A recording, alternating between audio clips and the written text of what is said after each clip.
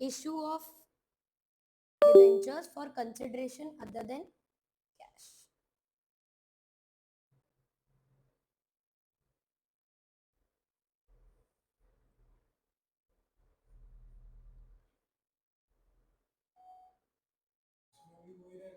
Same, बस इसमें एक नई चीज आ जाती है जो कि है issue of debentures as a collateral security, जिसके एग्जाम में आने के चांसेस बहुत ज्यादा है फॉर 4 मार्क्स।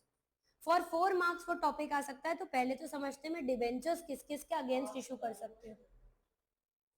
स्कूल में परचेज ऑफ असेट, ठीक है, याद आ रहा है, अंडर राइटर या उसको पेमेंट करने के लिए, अंडर राइटर स्लैश प्रमोटर के लिए। एंट्री तो सेम ही होगी ना, जहां पर आप शेयर कैपिटल लिख रहे थे वहां पे क्या लिख दोगे, डिवेंचर्स 2% डिवेंचर्स। और एक और क्या परचेज के लिए होता है, बिजनेस। और लास्ट आता है एज अ कोलेटरल सिक्योरिटी।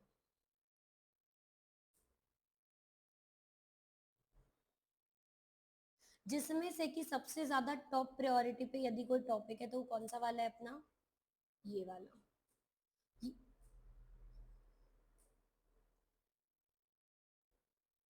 ये क्या है अपना, टॉप प्रायोरिटी पे एग्जाम में आने के, अगर डिबेंचर वाला चैप्टर है तो एग्जाम में इसके आने के परसेंटेज बढ़ जाते हैं। अच्छा, अगर मैं कह रही हूँ कि ये टॉपिक थोड़ा प्रायोरिटी पे है, इसका मतलब ये नहीं है कि आएगा ही आएगा, ये है कि इसके आने के चांसेस बढ़ जाते हैं। तो हमें इसे थोड़ा सा एक्स्ट्रा एम्फेसिस देकर पढ़ना है, सिर्फ इतनी सी बात है। कोई भी टॉपिक, और मैं कह रही हूँ कोई भी टॉपिक आपको स्किप करने की जरूरत ही नहीं है, क्योंकि अकाउंट्स में रट्टा मारने जैसा तो कुछ है ही नहीं, है तो कॉन्सेप्ट ही। तो अब समझना, अगर मैंने असेट परचेज की होती तो नॉर्मल एंट्री क्या होती है, असेट टू कैश। यहां पर एंट्री क्या हो जाएगी, असेट टू डिबेंचर। अब ये जो डिबेंचर है ये डिस्काउंट वाला भी हो सकता है, समझ रहे हो, ये किस पे हो सकता है, डिस्काउंट पे भी हो सकता है, पार पे भी हो सकता है, और प्रीमियम पे भी हो सकता है।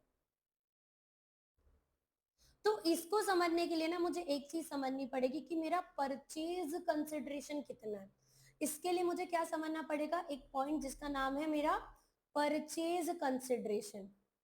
नंबर ऑफ डिबेंचर्स किसके ऊपर डिपेंड करते हैं, परचेज कंसिडरेशन के ऊपर। परचेज कंसिडरेशन एग्जैक्टली है क्या, परचेज कंसिडरेशन वो वैल्यू है जिसके लिए मैं वो असेट परचेज कर रही हूँ, कितने अमाउंट के लिए, ठीक है, मुझे वेंडर को कितना पैसा देना है, मुझे वेंडर को कितना पैसा देना है। तो अब ध्यान रखना, ये असेट टू डिबेंचर नहीं होता है, इसकी एंट्री हम लोग क्या करते हैं,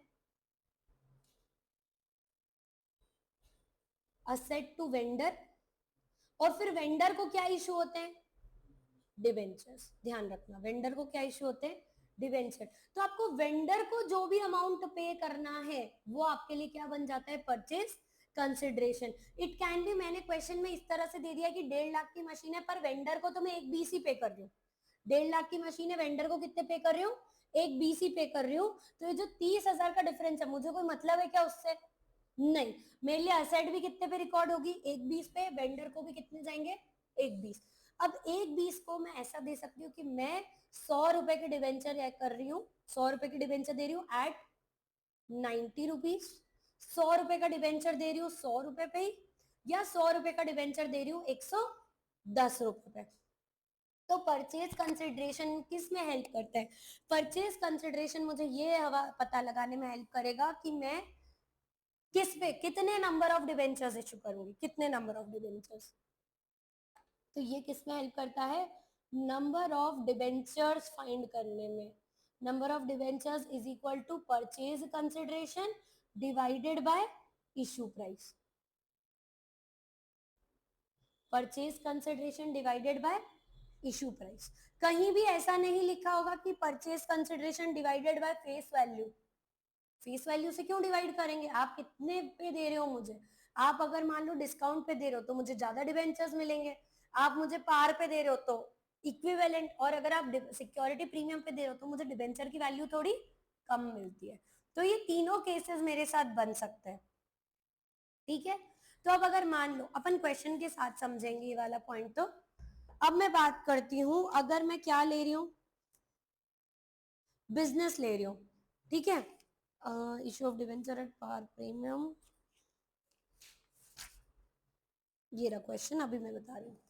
अब ध्यान रखना, अंडर राइटर और इसमें तो कोई दिक्कत ही नहीं, परचेज कंसिडरेशन निकालना आ गया मेरे को नंबर ऑफ डिवेंचर्स कैलकुलेट करना आ गया। कैसे करना है भी प्रैक्टिकल प्रॉब्लम करना बाकी है अपने लिए।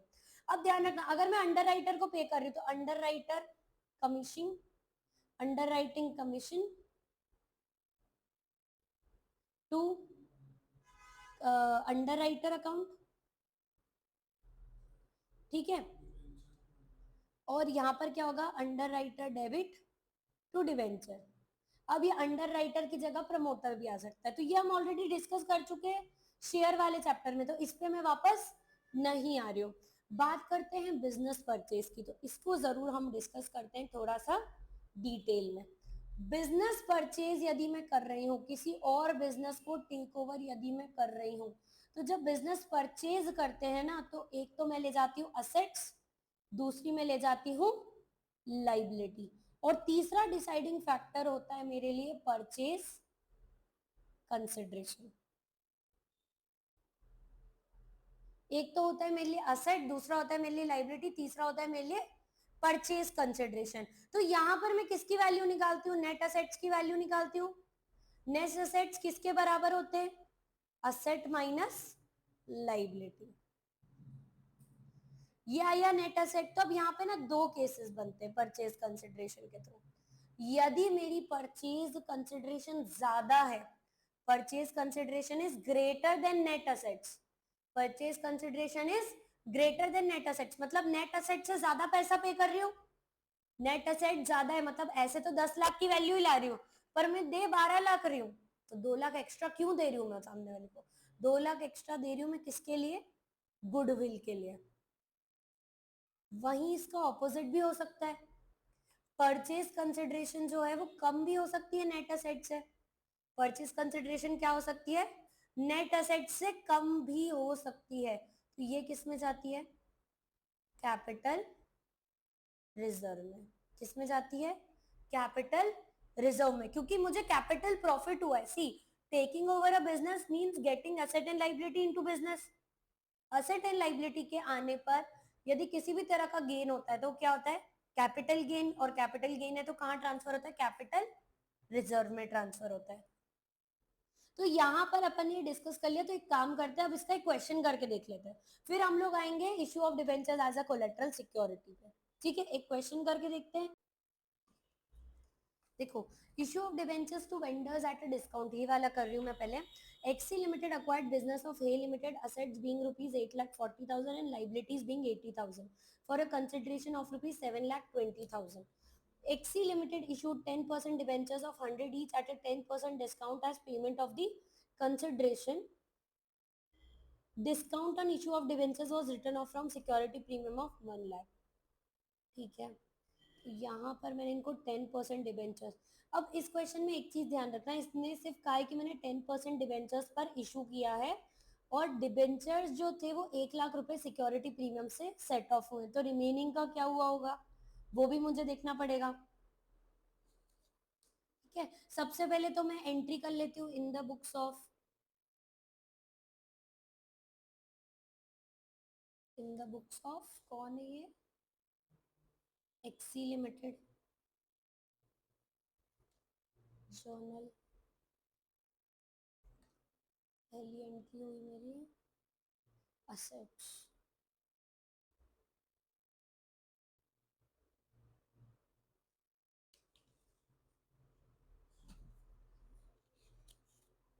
frustration 16।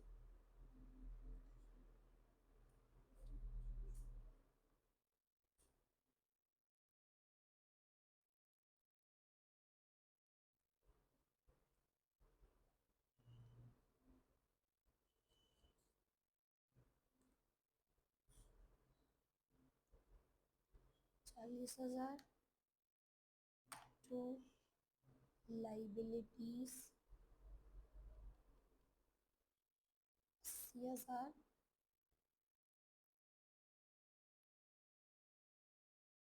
टू परचेज कंसिडरेशन कितना है इसका, 7,20,000।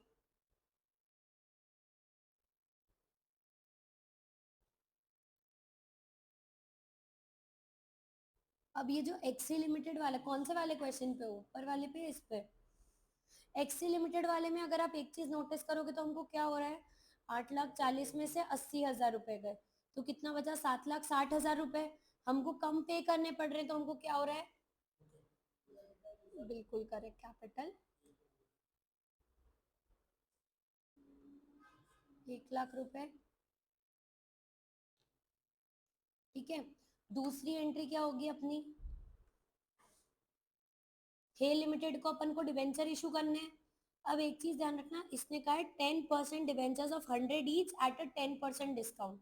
ठीक है, तो यहाँ पर मैं एक छोटा सा वर्किंग नोट बना लू, यहाँ पर एक छोटा सा वर्किंग नोट बना लू, number of debentures to be issued,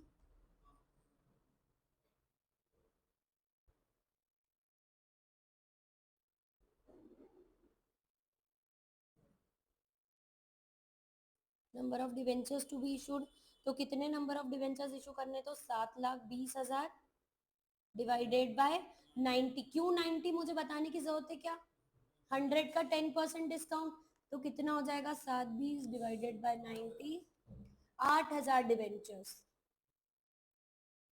8,000 debentures हो गए। अब 8,000 डिवेंचर, ये तो पूरा 720 ही आएगा, इसमें कोई डाउट नहीं है।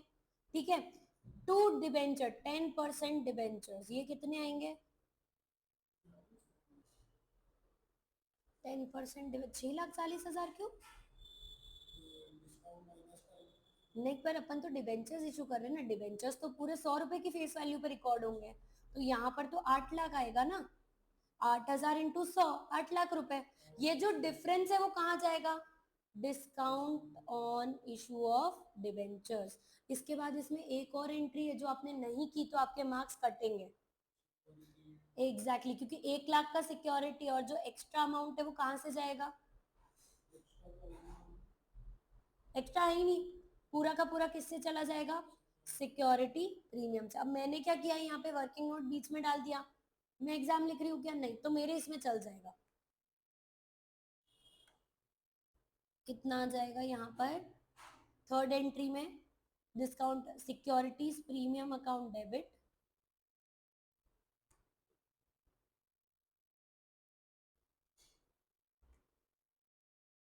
टू क्या बोला मैंने, securities premium account debit to discount on issue of debentures.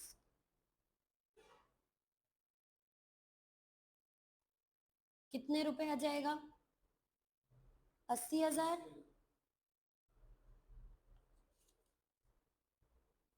बताओ कोई डाउट यहाँ तक, पक्का, वंशिका, कोई डाउट, क्लियर है सबको। अब हम लोग इसके ऊपर वाले क्वेश्चन पे चलते हैं, उसमें मैं सिर्फ डिस्कस कर रही हूँ, एंट्रीज अब आप खुद कर लेना। लैंड एंड बिल्डिंग ली मैंने 60,00,000 की एट 84,00,000। अब मेरे को बताओ मैं 60,00,000 लूंगी या 84,00,000 लूंगी, ये क्वेश्चन है। Issue of debenture to vendor at premium with part payment as bill of exchange. ठीक है, Y limited purchase the following assets of EX limited, land and building 60,000 at 84,00,000, plant and machinery 40,000 at 36 lakh, purchase consideration was rupees 1,10,000, payment made by accepting a bill of exchange in favor of 20 lakh, remaining by issue of 8% debentures of 100 each at a premium of 20%। तो मुझे बस इतना बताओ, जब land and building Y limited अपनी books में record करेगी तो कितने रुपए पे करेगी, 60,00,000 पे करेगी या 84,00,000 पे करेगी,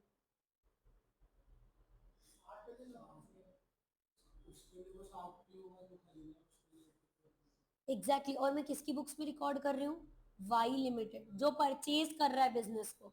तो मैं जब लैंड एंड बिल्डिंग को डेबिट करूंगी तो कितने पे करूंगी, 84,00,000 पे करूंगी ऑलवेज, परचेज ऑफ बिजनेस या टेक आउट, क्योंकि मैं तो मेरी बुक्स में अब लेके जा रही हूँ ना, तो मैं तो मार्केट प्राइस जितने की मेरे को पड़ी है उतने ही लिखूंगी।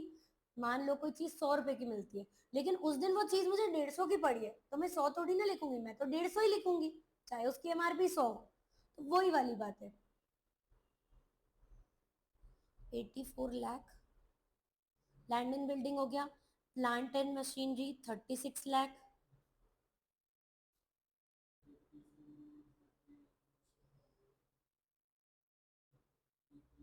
ठीक है, परचेज कंसिडरेशन वाज 1,10,000 टू क्या वेंडर का नाम है? EX लिमिटेड,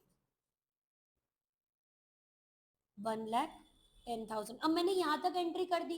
अब जो भी बैलेंसिंग फिगर होगा वो या तो कैपिटल रिजर्व में जाएगा या तो फिर गुडविल में जाएगा। और मुझे लग रहा है कि कितना होगा, 10 लाख का कैपिटल रिजर्व हो रहा है ना, हाँ, टू कैपिटल रिजर्व,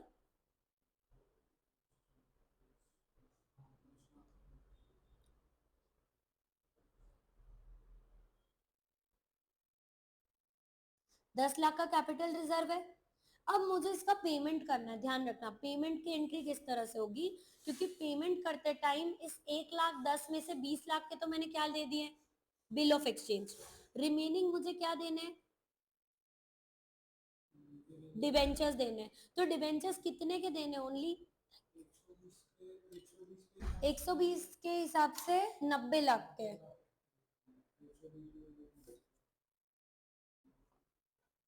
45 ऐसा कुछ आएगा। हम्म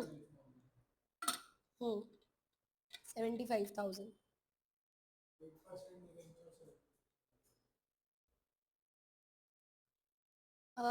क्या बोला मैंने, हाँ, अपन एंट्री कर रहे हैं, यहाँ पर अपन रिकॉर्ड करेंगे डिवेंचर्स इशू करना है। तो सबसे पहले तो EX लिमिटेड को डेबिट करूं, ये तो 1,10 पे ही होगा। To bills of exchange, to bills. अब यहाँ पर बिल्स ऑफ एक्सचेंज नहीं लिखाएगा, यहाँ पे क्या लिखाएगा, बिल्स पेबल, क्योंकि मेरी बुक्स में तो क्या है, पेबल 20 लाख रुपए। टू EX लिमिटेड के बाद क्या रिकॉर्ड होगा, टू डिबेंचर। अब डिबेंचर कितने हुए हैं, 90 लाख के 120 रुपए के हिसाब से करना है, क्योंकि 20% की सिक्योरिटी प्रीमियम है। तो यहाँ पर कितने, 75,000। तो डिबेंचर में तो जाएंगे। अच्छा, डिबेंचर में परसेंट लिखना भूल गई हूँ मैं, क्वेश्चन में कितना परसेंट लिखा है, अगर परसेंट नहीं लिखूंगी तो मार्क्स कटेंगे। 8% डिबेंचर्स, 75,000 इंटू 100, ठीक है। और जो रिमेनिंग है वो कहाँ चला जाएगा, to security premium into 20। Clear है, यहाँ पे आ जाएगा 75 लाख, और यहाँ आ जाएगा 20, 150, और फिर 3 0, 4 0, सॉरी, 15 लाख। क्लियर है, 90 लाख हो गया टोटल। इस तरह से आपको एंट्री करनी है। अच्छा, अब यहाँ पर तो कोई डिस्काउंट तो है ही नहीं, डिस्काउंट होता तो मुझे सेट ऑफ करना पड़ता, है ही नहीं तो कोई दिक्कत ही नहीं है। बताओ यहाँ तक कोई डाउट है क्या? क्या purchase consideration, capital reserve, goodwill, तीनों चीजें आपको अच्छे से समझ में आ रही है? तो क्या मैं मूव कर जाऊं नेक्स्ट टॉपिक पे, issue of debentures as a collateral security. Very very important topic, issue of debentures as a collateral security.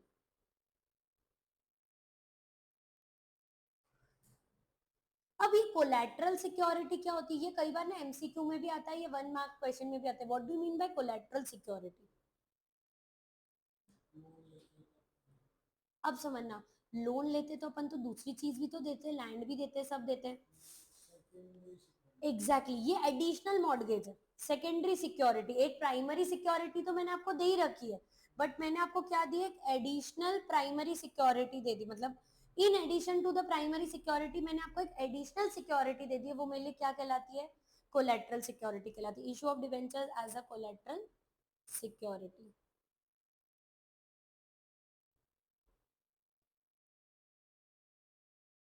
ठीक है, इसको रिकॉर्ड करने के, अभी एक्चुअल में मैंने कुछ भी नहीं दिया आपको, एक्चुअल में कोई ट्रांजैक्शन हुआ ही नहीं है। ये ट्रांजैक्शन तब इन्वोक किया जाएगा यदि मैं डिफॉल्ट करती हूँ लोन के पेमेंट में, अदरवाइज तो कोई चीज हुई नहीं है। मैंने तो सिर्फ आपके पास रखने के लिए दिए हैं। अभी मैं आपको इंटरेस्ट दूंगी क्या? नहीं दूंगी, कुछ भी नहीं करूंगी। क्यों नहीं दूंगी? क्योंकि अभी तक मैंने आपको डिवेंचर इशू नहीं की। ये डिवेंचर मुझे आपको तब पेमेंट करना पड़ेगा यदि मैंने अपना लोन नहीं चुकाया तो ये जो कोलैटरल सिक्योरिटी होती है, इसको रिकॉर्ड करने के मेरे पास दो तरीके हैं। या तो एज अ, हाँ एग्जैक्टली, या तो एक सिंपल सी जर्नल एंट्री के थ्रू, या तो just through the balance sheet, क्या सॉरी इसको बोलते हैं अपनी, हाँ बैलेंस शीट के थ्रू। ठीक है, सिंपली बोल देती हूँ विदाउट जर्नल एंट्री,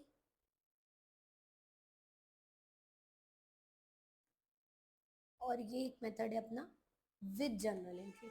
यदि मैं कोई जर्नल एंट्री पास नहीं करती हूँ, यदि मैं कोई भी जर्नल एंट्री पास नहीं करती हूँ, तो व्हाट विल हैपन, सिंपली मैं बैलेंस शीट में एक नोट दे देती हूँ। सिंपली मैं क्या दे देती हूँ, एक नोट दे देती हूँ। तो चलो बैलेंस शीट तो अपन ने बनाना सीखा था उस टाइम पे कि कैसे बनता है बैलेंस शीट में, तो चलो बैलेंस शीट बनाते हैं। बैलेंस शीट एज एट,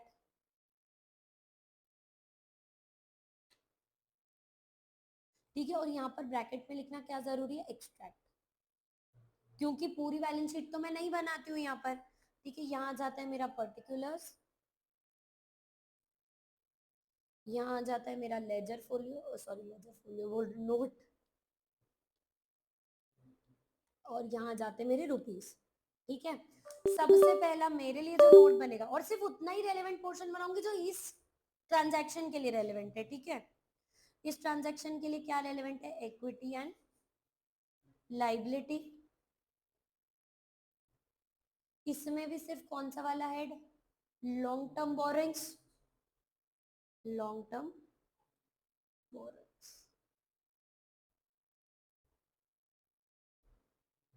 अब इसको मैं हेडिंग देती हूँ क्या, नोट नंबर 1। कितने रुपीस के लिए रिकॉर्ड हो रही है, तो लेट से 5 लाख के लिए रिकॉर्ड हो रही है। कितने के लिए रिकॉर्ड हो रही है, 5 लाख के लिए। ठीक है, अब यहां पर मैंने कुछ लिखा क्या, नहीं, मैं अब क्या बनाऊंगी, इसके नीचे नोट्स, नोट्स टू अकाउंट्स,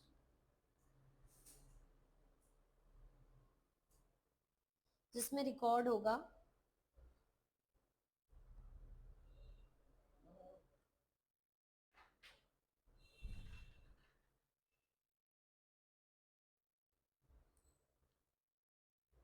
और पता होना चाहिए। देखो आज नहीं तो आपको फ्यूचर में तो काम आएगा ही आएगा ये मेथड, इसलिए। ठीक है, नोट्स टू अकाउंट बना है, बहुत सिंपल। यहाँ पर अपन ने क्या लिखा, long term borrowings, sorry first note number long term borrowings, फिर इसके नीचे अपन क्या लिखते हैं, लोन फ्रॉम बैंक,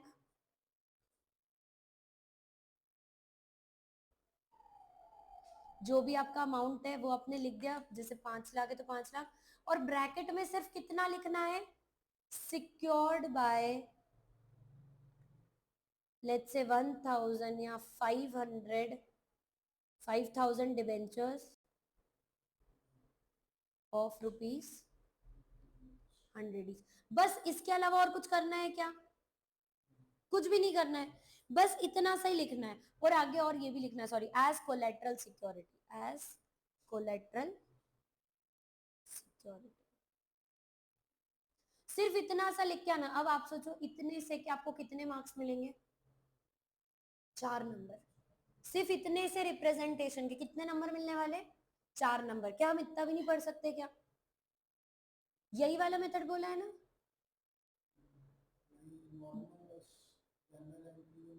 हाँ हाँ हाँ, मैं समझ गई। एक तो ये मेथड है जिसमें अपन जर्नल एंट्री करते ही नहीं है, दूसरी होती है जिसमें अपन जर्नल एंट्री करते हैं, दूसरी method.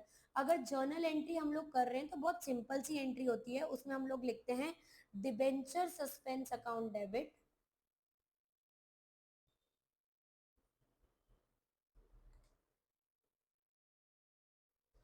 To %, debentures.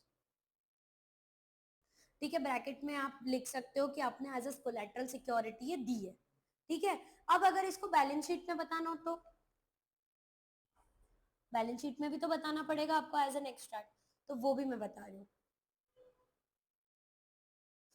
Before we move to balance sheet, अगर मान लो सामने वाले ने पैसा नहीं दिया, मान लो हो गया, उसने पैसे चुका दिए है ना, लोन हैज बीन रीपेड,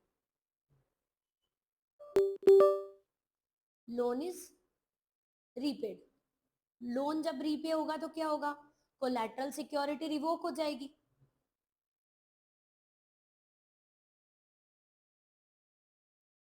अगर कोलैटरल सिक्योरिटी रिवोक हो जाती है तो जो एंट्री आपने ये वाली की है ना, बस इसकी रिवर्स एंट्री आपको करनी है। जब भी आपका लोन रीपे हो जाता है, कोलेटरल सिक्योरिटी रिवोक हो जाती है, सिंपली आपको क्या करना है, इसको उल्टा कर देना है। तो जो होगा आपका -% debentures debit to debenture suspense. तो उससे क्या होगा, दोनों ही अकाउंट रिवर्सल हो जाएंगे और अल्टीमेटली आपका लोन वाला जो कोलेटरल वाला पार्ट है वो हट जाएगा, डिवेंचर सस्पेंस। इतना ही है। अच्छा मैं ये भी बता रही हूँ, अगर बैलेंस शीट में इसको बताना होगा तो अगेन वही, अब मैं पूरा फॉर्मेट नहीं बना रही हूँ, सिंपली बता रही हूँ कि यहाँ पर मैंने लिखा लॉन्ग टर्म बोरिंग, कैसे लिखा आपको पता ही है, लॉन्ग टर्म बोरिंग लिखा। अब यहाँ पर ना बैलेंस शीट में लॉन्ग टर्म बोरिंग में तो मैं क्या लिखूंगी, वही 5 लाख। जब इसका नोट बनाऊंगी, अब इसका जब नोट्स यहां तक सेम है, यहां तक की बैलेंस शीट में प्रेजेंटेशन सेम है, वही इक्विटी लाइबिलिटी वही नोट नंबर 1। अब मैं जब नोट्स टू अकाउंट्स बनाऊंगी तब यहां पर 1 नंबर दूंगी और लॉन्ग टर्म बोरोइंग लिखूंगी, ठीक है, लॉन्ग टर्म बोरोइंग। अब इसके नीचे में सिर्फ इतना लिखती हूँ, सिक्योर्ड बाय इशू बाई, जितने डिवेंचर्स थे, let's say 5000 -% debentures of ₹100 each, यही है, ऑफ ईच 100 ईच। और इसको मैं क्या कर देती हूँ, लेस डिबेंचर सस्पेंस। ये अंदर के अंदर ही हो जाता है, देखो एक विद इन दी लाइन होता है, एक आउटसाइड दी लाइन होता है, तो ये विद इन दी लाइन ही सारा एडजस्टमेंट हो जाता है इसका, डिबेंचर सस्पेंस एंड डन। इसके अलावा आपको और कुछ करना ही नहीं है। इतना इजी है issue of debentures as a collateral security. और मोस्ट प्रोबेबली जो मेथड आती है वो सेकंड वाली आती है, जो जर्नल एंट्री वाली मेथड आती है ना, वो ही आती है ज्यादातर। तो ध्यान रखना, उसमें ये भी आपको क्वेश्चन आ सकता है कि अगर प्रीपे हो गया है तो अब क्या करें, कैंसिल कैसे करें। और मान लो अगर ये रीपे नहीं होता, let's say loan is not repaid, let's say loan is not repaid, अब लोन रीपे नहीं हुआ है तो कोलैटरल सिक्योरिटी तो इन्वोक हो जाएगी, ठीक है, डिबेंचर्स टू बी इशूड। तो इसकी क्या एंट्री होगी, फिर इसकी एंट्री होगी लोन अकाउंट डेबिट, साथ ही साथ आउटस्टैंडिंग इंटरेस्ट भी, क्योंकि उसका भी तो पैसा चुकाना पड़ेगा आपको, outstanding interest account debit to debentures account. मतलब पहले आप वो वाली एंट्री करोगे, फिर उसके बाद आप ये वाली एंट्री करोगे और तब जाके आपका क्लोज होगा, समझ में है? तो आपको डिबेंचर सस्पेंस का रिवर्सल तो दोनों ही सूरतों में करना है, चाहे आप पैसे दे दो या चाहे आप पैसे मत दो। लेकिन यदि आपने पैसे नहीं दिए तो आपको लोन भी खड़ा करना पड़ेगा, लोन के बदले में आपको क्या इशू करना पड़ेगा सामने वाले को, डिबेंचर्स, ठीक है। इसके क्वेश्चन करवाऊं क्या, मैं एक क्वेश्चन आपको होमवर्क के लिए दे रही हूँ, if you can do it on your own, बाकी ऐसा कुछ करवाने जैसा नहीं, मैं वो भी नहीं दे रही हूँ, जो ये है वो कर लेना, तुम्हारी अपनी अपनी बुक्स में से देख लेना। मेन यहाँ पे किसका इंपॉर्टेंस है, प्रेजेंटेशन का और एक वो एंट्री का, डिवेंचर सस्पेंस की एंट्री का। 4 नंबर तक का क्वेश्चन आ सकता है आपको कोलेटरल सिक्योरिटी के ऊपर, केवल मैक्सिमम बोल रही हूँ, मैक्सिमम। अब ये मैंने बोल दिया इसका मतलब जरूरी नहीं आ ही जाएगा, but it is an important topic, ठीक है। Thank you.